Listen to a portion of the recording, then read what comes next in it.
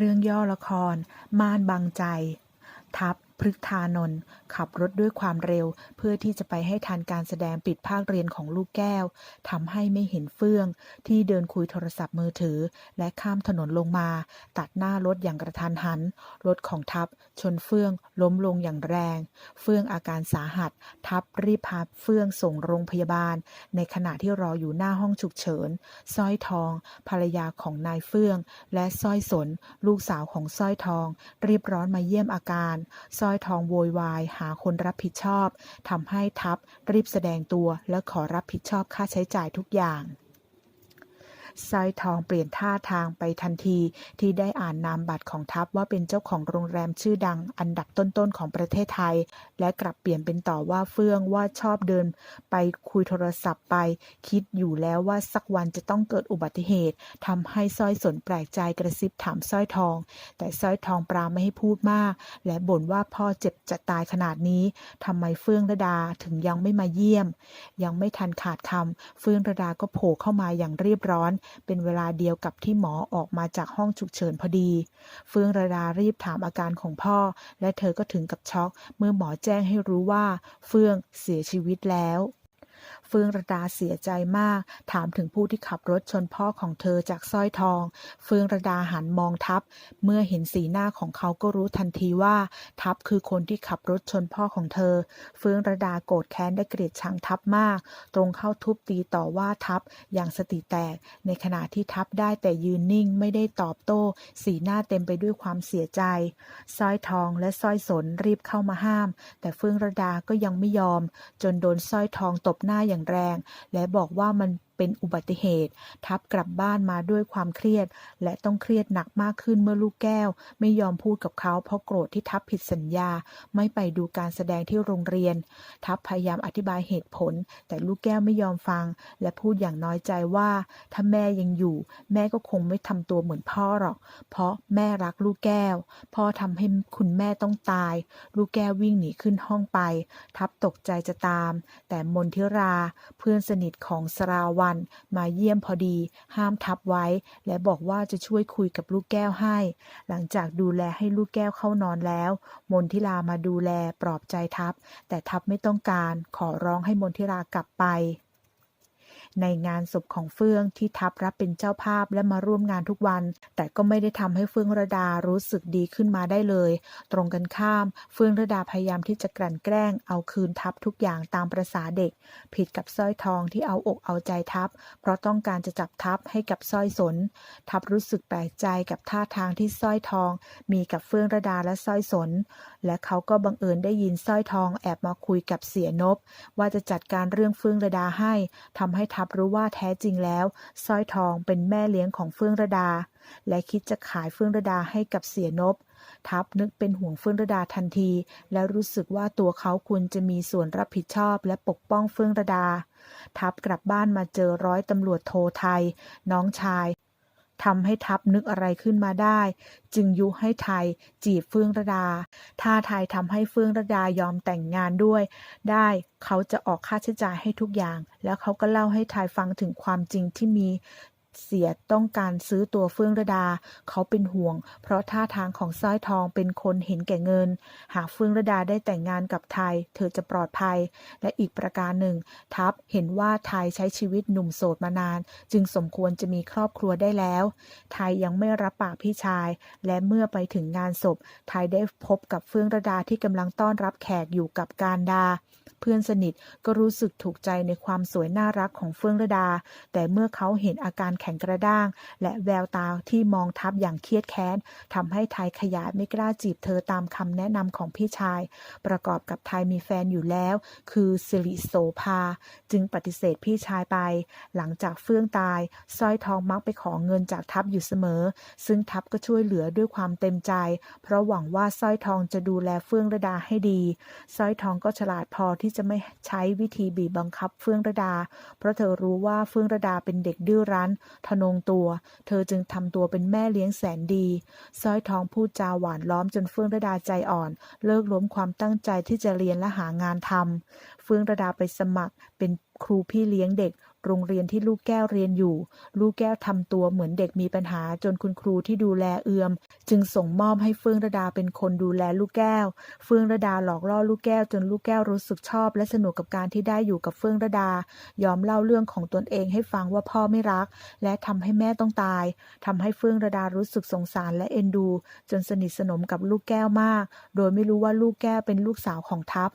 ด้านเสียนบรบเร้าสร้อยทองเรื่องที่จะเอาตัวเฟื่องระดาสร้อยทองคิดวางแผนโดยแกล้งชวนเฟื่องระดาและสร้อยสนไปเที่ยวที่ชะอำโดยนัดแนะให้เสียนบไปเจอที่ชะอำด้วยสร้อยทองกับเสียนบแกล้งดีใจว่าไม่ได้เจอกันนานเสียนบชวนทุกคนไปพักที่บ้านพักของตนเองสร้อยทองตอบรับด้วยความเต็มใจ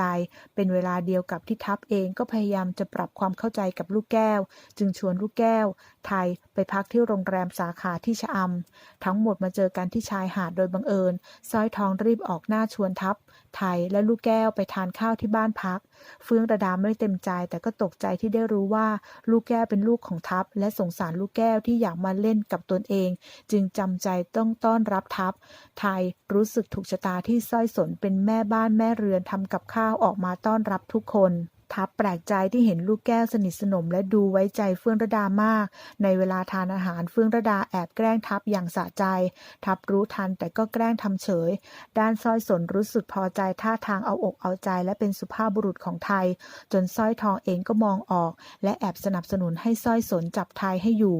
ทัพเจอเสียนบก็รู้ทันทีว่าต้องมีอะไรไม่ชอบมาพากลกับการที่สร้อยทองพาเฟื่องระดามาพักผ่อนคราวนี้คิดหาทางจะช่วยป้องกันเฟื่องระดาไทยช่วยสร้อยสนเก็บล้างถ้วยชามและพูดคุยด้วยอย่างเป็นกันเองทำให้สร้อยสนถึงกับหวั่นไหวมีความสุขมากทัพมาเดินตามหาลูกแก้วและชะงักที่เห็นลูกแก้วหัวเราะมีความสุขอยู่กับเฟื่องระดา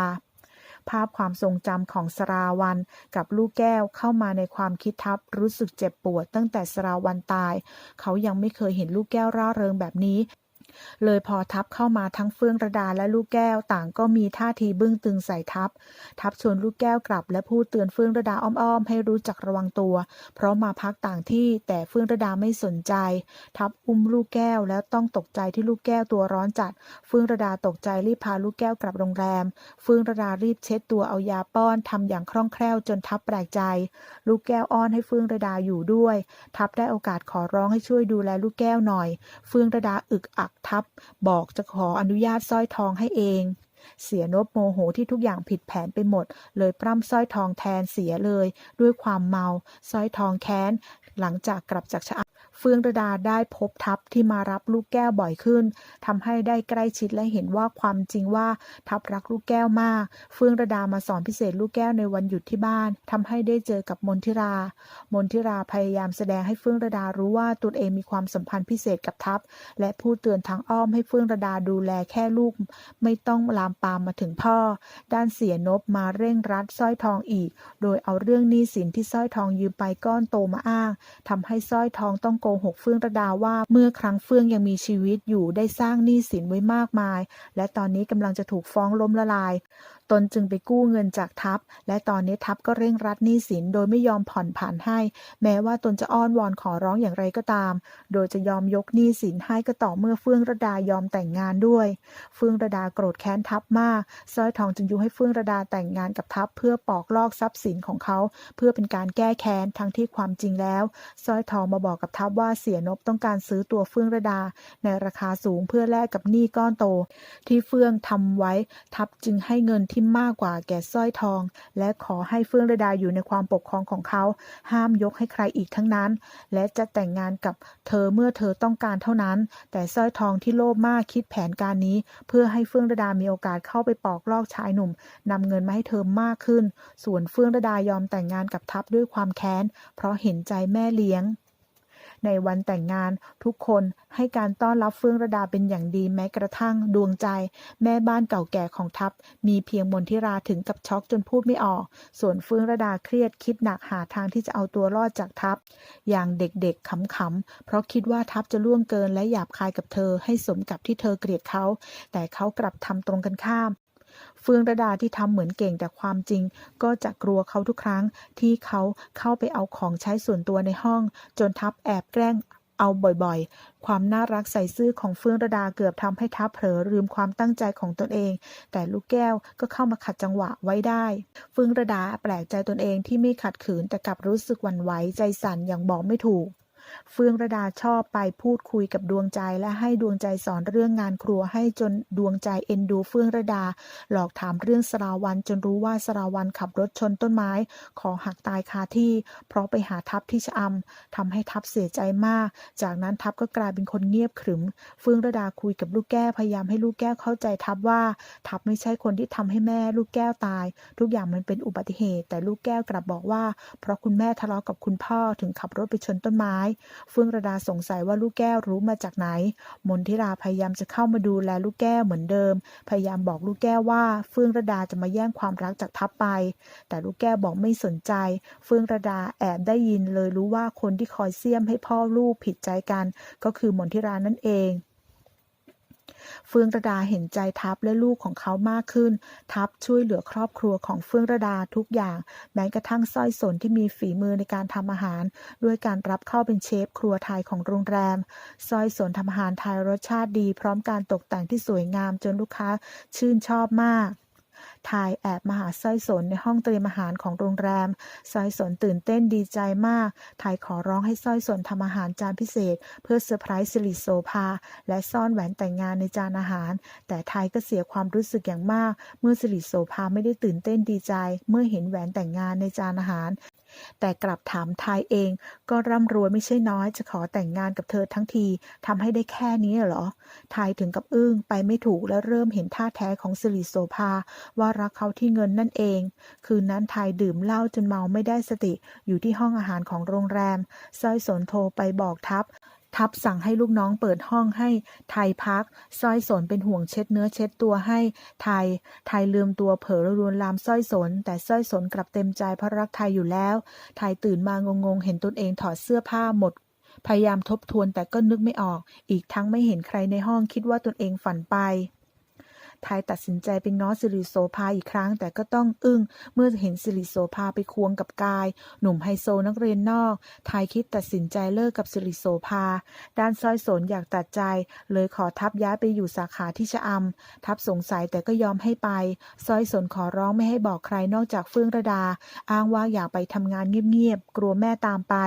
สร้อยทองที่ติดการพนันเริ่มไม่พอใจเงินเดือนที่เฟื่องระดาให้ทุกเดือนจึงเริ่มแผนใหม่โดยขอย้ายเข้าไปอยู่ที่บ้านของทัพอ้างว่าเหงาไม่มีเพื่อนเพราะสร้อยสนก็ไปทำงานอยู่ต่างจังหวัดสร้อยทองพยายามขอเฟื่องระดาดูแลเงินทองทั้งหมดแต่เฟื่องระดาบอกไม่ได้จริงๆทำให้สร้อยทองไม่พอใจที่ทุกอย่างไม่เป็นไปอย่างที่คิดทัพพอใจที่เฟื่องระดาเข้มแข็งรู้จักแยกแยะไม่อยู่ใต้อานัตของสร้อยทองเหมือนเดิมพูดคุยกับเฟื่องระดามากขึ้นสองคนมีท่าทางจะเริ่มญาติดีกันแต่พอกวินพี่ชายของการดาซึ่งเคยชอบเฟื่องระดาอยู่กลับมาจากเมืองนอกกวินขอให้เฟื่องระดาหย่าจากทัพซะเขาจะชดใช้หนี้แทนให้เองท่าทางของกวินทำให้ทัพหึงหวงเฟื่องระดาโดยไม่รู้ตัวทำให้พูดจาไม่ดีกับเฟื่องระดาทำให้เฟื่องระดาโกรธและโกหกว่ากวินเป็นคู่รักของเธอเพื่อให้เขาโกรธบ้างแต่ทัพก็อนุญาตให้กวินมาหาเธอที่นี่ได้เพื่อให้ทัพได้ศึกษานิสัยใจคอของกวินหากเห็นว่าดีพอจะปล่อยให้เฟื่องระดาไปแต่งงานกับเขาได้เฟื่องระดางงแต่ก็ทำตามที่เขาบอกเพราะอยากประชดกวินจึงกลายเป็นแขกประจำของบ้านไปมนทิรามาเห็นรีบพูดว่าสองคนนี้สมกันถ้าเขารักกันจนขาดกันไม่ได้ทัพก็น่าจะปล่อยเฟื่องระดาไปทัพทั้งโกรธและรำคาญจึงพูดให้รู้ว่าเขาเป็นคนแต่งงานกับเฟื่องระดาเองไม่ใช่เฟื่องระดาจับเขาและอยากบอกให้มนทิราเลิกหวังในตัวเขาเสียทีมนทิราโกรธจนแสดงท่าแท้ออกมาลูกแก้วมาเห็นตกใจว่ามนทิลาโกรธจนเผลอว่าลูกแก้วเจ็บๆจนลูกแก้วร้องไห้ทับโมโหขอให้มนทิลากลับไปมนทิลาโกรธว่าโง่ทั้งพ่อทั้งลูกเฟื่องระดาว่าไม่ต้องห่วงเธอจะคุยกับลูกแก้วให้เองทับรู้สึกดีกับเฟื่องระดามากขึ้นสร้อยทองเรียกเฟื่องระดามาต่อว่าที่ไปญาติดีกับทับแต่เฟื่องระดาว่าพอได้รู้จักทับจริงๆตนเองคิดว่าทับเป็นคนดีสร้อยทองคิดแผนร้ายไปบอกทับว่าเฟื่องระดาทุกข์ใจอยากเลิกกับทับเพราะต้องการแต่งงานกับกวินสองคนเขารักกันมานาน เพราะหวังให้ทัพหย่าและแบ่งทรัพย์สินทัพเสียใจคิดว่าเป็นเรื่องจริงทัพเริ่มเย็นชากับเฟื่องระดาอีกจนคืนหนึ่งทัพตัดสินใจบอกเฟื่องระดาว่าจะปล่อยเธอเป็นอิสระเฟื่องระดาจะได้ไปอยู่กับคนที่ตนเองรักเฟื่องระดาน้อยใจเข้าใจว่าทัพไม่เคยมีใจให้เธอเลยจึงตอบตกลงขอบคุณที่เข้าใจเธอทัพอึ้งที่เฟื่องระดายินดีต่างคนต่างไปแอบเสียใจกายถูกตำรวจจับได้ว่ารวยเพราะฟอกเงินจากยาบ้าจนกลายเป็นข่าวดังสิริโสภาจึงกลับมาง้อไทยเธอคิดว่าที่เขายังไม่มีแฟนเพราะรอเธออยู่สิริโสภาชวนไทยไปทะเลไทยยอมไปเพราะอยากรู้ใจตนเองว่ายังรักสิริโสภาอยู่หรือเปล่าที่โรงแรมเขาได้ทานอาหารไทยและจำรสชาติฝีมือของสร้อยสนได้ไทยรีบไปหาสร้อยสนถามว่าทำไมถึงมาอยู่ที่นี่สร้อยสนดีใจคิดว่าไทยจำเรื่องคืนนั้นได้และจะมาหาเธอแต่ต้องผิดหวังที่เห็นสิริโสภาเธอพยายามทำตัวเป็นเจ้าของไทยเพื่อไม่ให้เสียหน้าและบอกว่าอยากย้อนเวลากลับไปคืนที่ไทยขอแต่งงานอีกครั้งไทยขอร้องให้สร้อยสนทำอาหารจานพิเศษเหมือนคืนนั้นพร้อมทั้งให้ซ่อนแหวนแต่งงานไว้เหมือนเดิมสิริโสภาตื่นเต้นในขณะที่สร้อยสนเสียใจมากแต่ก็ต้องทำให้ทั้งน้ำตาทัพมาหลบรักษาแผลใจอยู่ที่ทะเลกับลูกแก้วลูกแก้วสงสารที่ทัพไม่ร่าเริงทัพทำสนุกชวนลูกแก้ววิ่งเล่นทั้งวันตกกลางคืนตัวเองกลับเป็นไข้นอนสมลูกแก้วทำอะไรไม่ถูกโทรหาเฟื่องระดาเฟื่องระดารีบมาดูแลทัพไข้ขึ้นจะไม่รู้ตัวเพ้อหาเฟื่องระดาเฟื่องระดาดีใจที่รู้ว่าทัพรักตนเองทัพดีใจที่เห็นเฟื่องระดามาดูแลเขาแต่ก็แกล้งดุลูกแก้วที่โทรไปตามทำบึ้งตึงเมินเฉยกับเฟื่องระดาม่านบางๆที่บดบังใจและความรู้สึกของทั้งสองคนจะทลายลงได้หรือไม่ต้องติดตามชมในละครเรื่องม่านบังใจได้ทุกวันจันทร์อังคารเวลา 20:20 น.เริ่มตอนแรกวันอังคารที่ 26 พฤษภาคมนี้